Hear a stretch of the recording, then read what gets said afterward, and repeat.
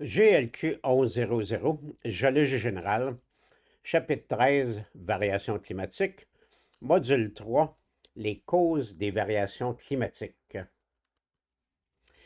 Comme on va le voir dans ce module, le climat sur Terre, c'est un phénomène complexe qui résulte d'interactions entre la composition de l'atmosphère, l'albédo de la surface du globe terrestre, les courants marins océaniques, le volcanisme, certaines activités humaines, ainsi que le Soleil lui-même. Allons dans les notes de cours pour voir un schéma qui explique tout ça. Voici les paramètres qui contrôlent le climat terrestre. Cette boîte-ci représente le climat.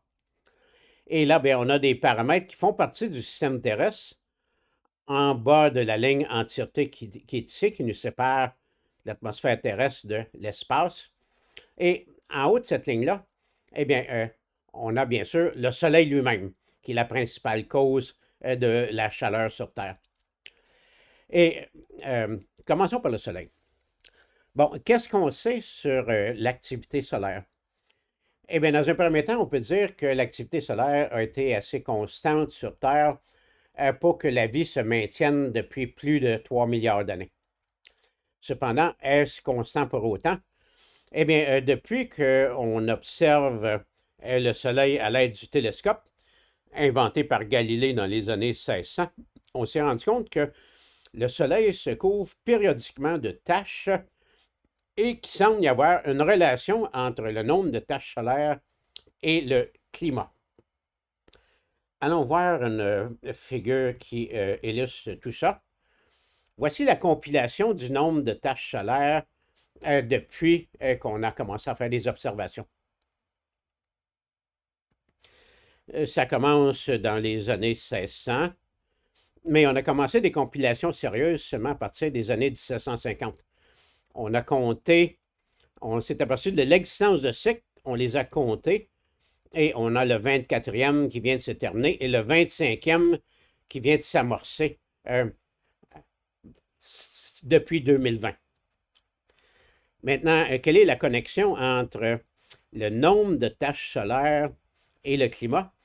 Il semble que quand le Soleil a moins de taches, en réalité, il devient moins rayonnant, il nous chauffe moins.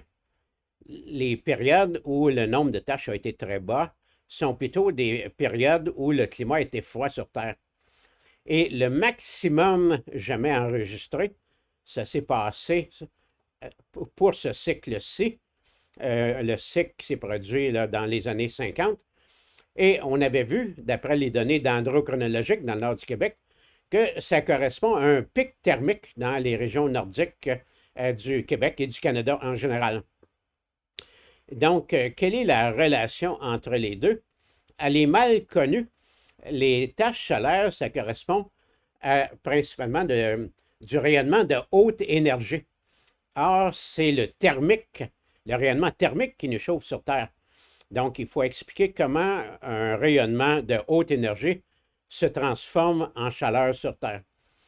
Si c'est des UV, on comprend que certains UV sont absorbés par certains composés chimiques, comme le CO2 par exemple, et vont être remis dans l'environnement sous forme de chaleur, mais on ne peut pas tout expliquer simplement à partir de cette question-là. Maintenant, regardons de près la situation. L'avenir des cycles de taches solaires, on voit que depuis le cycle que voici, qui est le 22, 22, 23, 24, c'est bien ça, on est en décroissance. Est-ce que le cycle 25 va être aussi petit que les cycles qu'on a connus quand le climat était froid ici? Regardez, on voit cette décroissance en zoomant sur les derniers cycles ici. Eh bien, on ne peut pas faire cette prédiction-là parce qu'on ne comprend pas ce qui contrôle l'amplitude de ces cycles-là. On n'a pas d'autre choix que d'attendre encore 4-5 ans pour se prononcer sur l'ampleur du cycle 25 qui vient de s'amorcer. Maintenant, un autre paramètre lié au Soleil, c'est une observation empirique, hein? Donc, on ne sait pas quelle est l'influence sur le climat, mais il y a une corrélation empirique qu'on peut observer. Cette fois-ci, on s'intéresse à la durée d'un cycle solaire. On dit que le Soleil a des cycles de 11 ans. Mais de temps en temps, ça s'allonge et ça se rapproche de 12 ans. Et de temps en temps, ça rapetisse et ça devient même des cycles qui se bouclent en 10 ans. Et les cycles les plus courts correspondent à des moments où le Soleil nous chauffait mieux.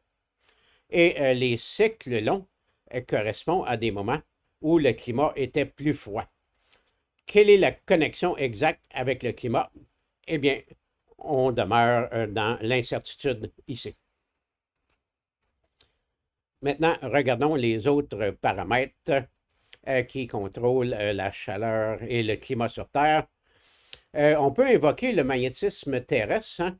Le magnétisme terrestre, on sait que ça nous protège des rayonnements de haute énergie. Et là, bien, une partie de ce rayonnement-là est transformée en chaleur. Si le magnétisme baisse, est-ce qu'on va réchauffer? Eh bien, gros point d'interrogation ici. On ne parle jamais de ça parce qu'on n'est pas encore capable de modéliser. On ne comprend pas encore trop l'effet de cette boîte-là sur le climat. Les poussières stellaires, c'est une boîte qui est un petit peu hypothétique. On présume qu'à certains endroits dans l'espace, il y a un peu plus de poussière dans l'atmosphère. Ceci devrait filtrer le rayonnement solaire qui nous vient du Soleil. Mais bien sûr, ça ne joue pas sur le court terme, cette boîte-là. Donc, on va l'ignorer, elle aussi. La boîte suivante, la position astronomique terrestre, cette boîte semble contenir la clé aux oscillations climatiques qu'on a observées, en particulier avec les données de l'Oxygène 18. C'est tellement important, ça semble tellement être le moteur qui contrôle le climat qu'on va décrire ça dans un module séparé, le module 4. Donc, on va y revenir. Une fois qu'on est passé cette boîte-là, ça détermine la chaleur qui rentre dans l'atmosphère terrestre.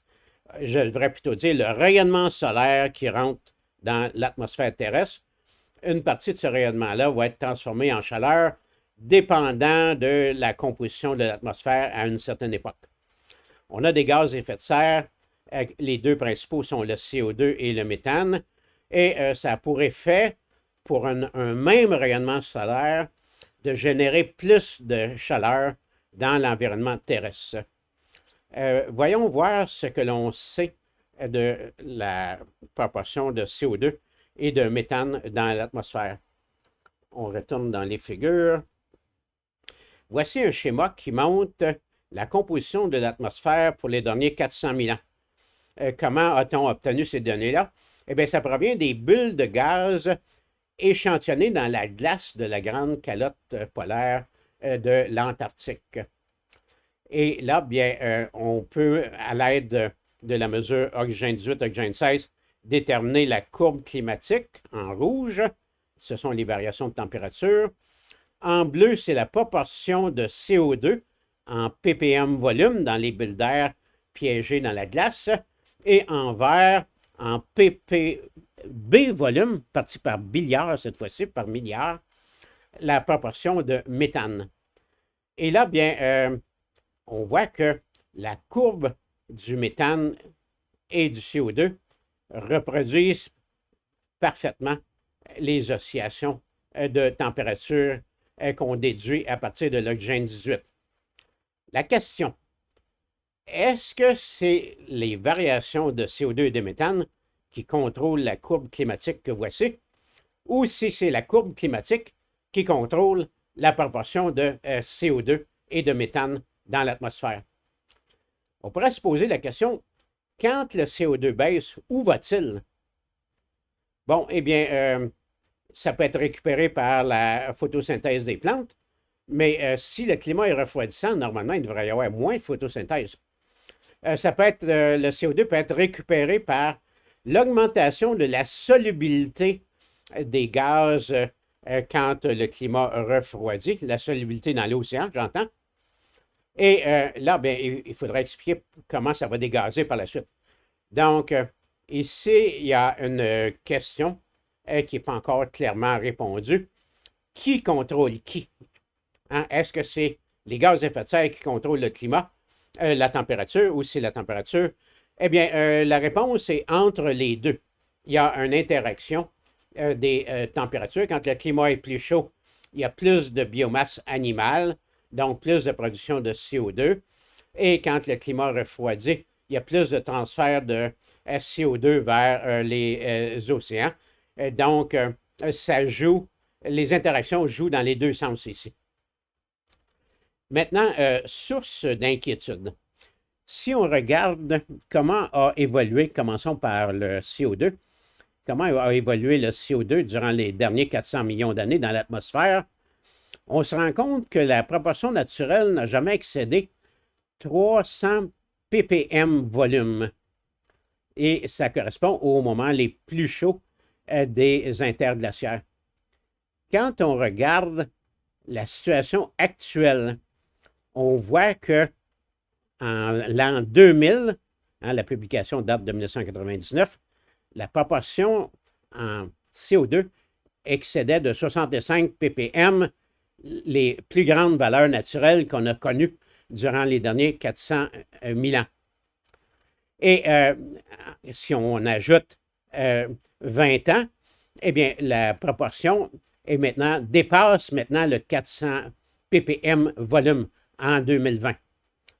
Et donc, si le CO2 nous tire vraiment à la hausse, on peut vraiment être inquiet que la courbe qui représente les températures explose de la même façon. Pour le méthane, la remontée est encore beaucoup plus spectaculaire. Regardez, dans le passé, on plafonnait environ à 700 ppb et maintenant, on est rendu à 1600 ppb. Donc, la proportion s'est multipliée par plusieurs facteurs ici. Et si on passe à 2020, eh bien, c'est encore plus inquiétant, la remontée. Avant de passer à cette figure, on va revenir dans les notes de cours. On vient de parler de cette boîte-ci. Maintenant, les autres boîtes qui contrôlent le climat, parlons de l'albédo des continents et des surfaces océaniques. Pour faire une chose simple, hein, c'est leur blancheur relative. Hein. Plus c'est blanc, plus ça réfléchit la chaleur dans l'espace. Et là, bien, qu'est-ce qui contrôle ça? Eh bien, regardez, ce paramètre-là, c'est un paramètre qui va accentuer des tendances. Si le climat refroidit et que des glaciers se forment sur les continents, la surface sombre des continents devient blanche et soudainement, on capte moins bien de chaleur, on en réfléchit plus dans l'espace, donc ça va accentuer un refroidissement. Mais quand le climat réchauffe et que les glaciers disparaissent et que la banquise océanique disparaît, la surface blanche qui réfléchissait la chaleur dans l'espace devient beaucoup plus sombre et pour un même rayonnement solaire, on va mieux capter de la chaleur provenant du soleil. Donc, l'albédo, la variation de l'albédo peut nous tirer aussi bien à la hausse qu'à la baisse et l'oscillation climatique va provenir des autres boîtes, en particulier celle-ci qu'on va décrire dans un prochain module. Maintenant, parlons de la distribution des continents. Quand les continents sont regroupés près de l'équateur, eh bien, le climat est chaud à l'échelle mondiale. Hein, ce sont les pôles qui refroidissent et s'il n'y a pas de continent en position polaire ou pôle sud, pôle nord ou pôle sud, eh bien, le climat va demeurer relativement tempéré. Et quand, par exemple, l'Antarctique trouve une position proche d'un pôle, eh bien, une calotte glaciaire s'installe, augmentation de l'albédo, perte de chaleur dans l'espace, baisse des niveaux marins, autre cause de refroidissement. Et donc, ici, on va avoir un effet en cascade, mais la mouvance des continents, c'est très lent.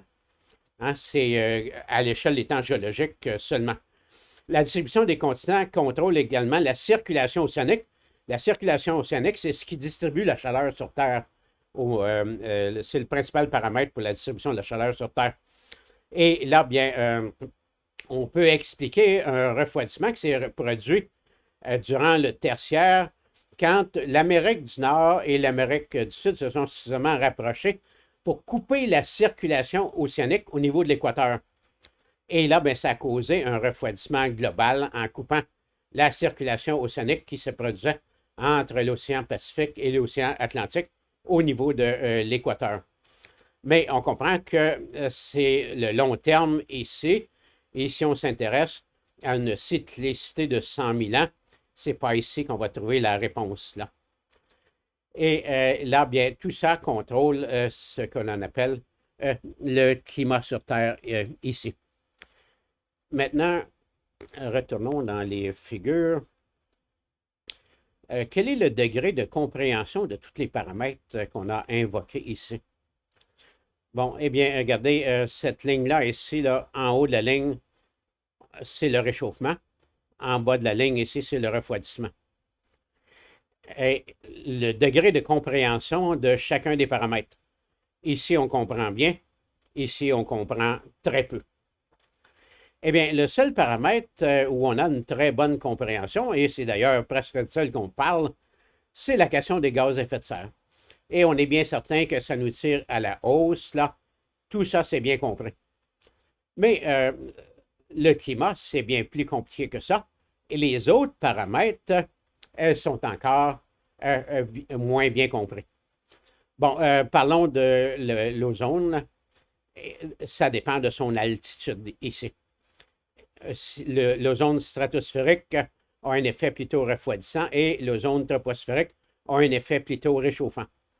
Les aérosols sont les poussières en suspension dans l'atmosphère terrestre, là. Et là, ben, on a certaines poussières qui sont artificielles, des produits de combustion ou d'activité industrielle. On a des poussières naturelles, comme les poussières produites par les éruptions volcaniques. Et là, ben, la question est compliquée parce que ça dépend de la couleur, de la composition et de l'altitude de chacun de ces grains de poussière. Les sulfates, qui sont en général blancs, vont réfléchir la chaleur de l'espace et ça a plutôt un effet refroidissant. Donc, les combustions qui produisent des sulfates, les poussières de sulfate, ça contribue au refroidissement.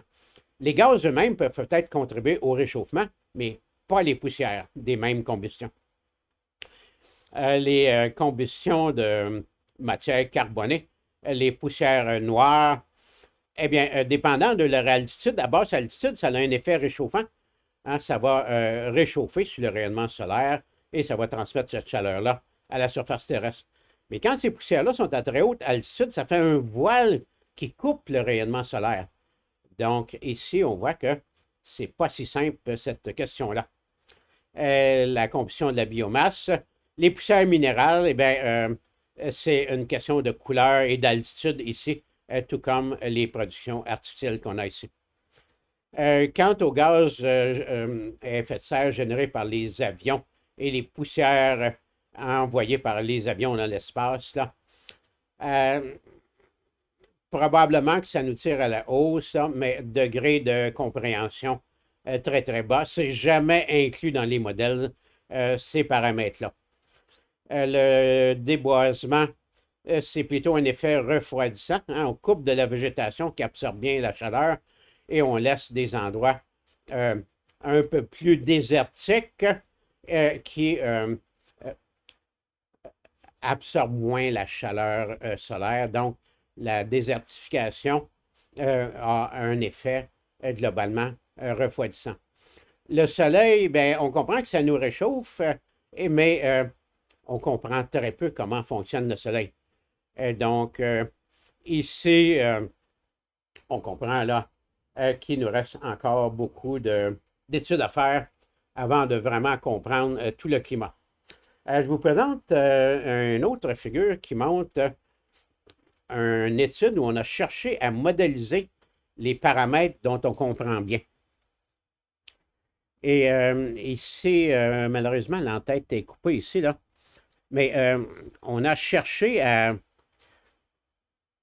modéliser le climat à partir des phénomènes qu'on connaît. Les cycles de Milankovitch, l'activité solaire, là, et bref, là, tout ce qu'on comprend bien qu'on peut arriver à modéliser. Et on a confronté ça avec les courbes de température observées. Ici, c'est pour l'hémisphère nord. Donc, si c'était juste les paramètres naturels que l'on comprend, le climat aurait dû rester constant et on voit une déconnexion ici. La chaleur monte alors que le modèle ne prévoit pas cette remontée-là. Si on inclut le globe terrestre au complet, donc hémisphère nord, hémisphère sud, on se rend compte que la modélisation du climat reproduit bien les chaleurs observées, sauf un petit pic ici qui s'est produit dans les années 50. Ici, il semble que c'est un petit sursaut de l'activité solaire. Mais à partir des années 70, le modèle qui ne tient compte que des causes naturelles que l'on comprend présume que la température aurait dû demeurer constante ou légèrement fléchir. La réalité observée, c'est qu'à partir des années 70 environ, les températures partent à la hausse. Eh bien, si on se pose la question, à quel moment l'humain a un effet significatif sur le climat? Peut-être que si on trouve la réponse, c'est à partir des années 70 environ. Eh bien, ceci complète ce module 3 sur les causes des variations climatiques.